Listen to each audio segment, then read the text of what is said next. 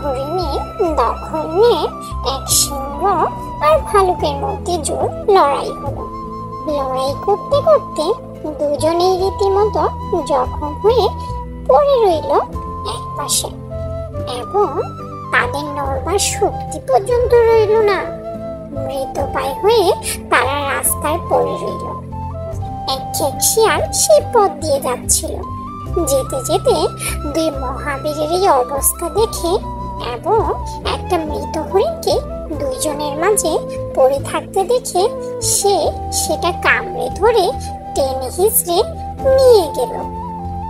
উত্থান শক্তি রহিত সিংহ ও ভালুক তখন নিজেদের মধ্যে বলা বলি করতে লাগলো, ভাগ্য আর কাকে বলে, হরিণটার জন্য আমরা লড়াই করে মরলাম, আর কিছু না করে পেয়ে গেল সেটা একটা বজ্জাত খেকশিয়াল। উপদেশ: নিজেদের মধ্যে গৌ বলে অপরের সুবিধা হয়। Subscribe my channel.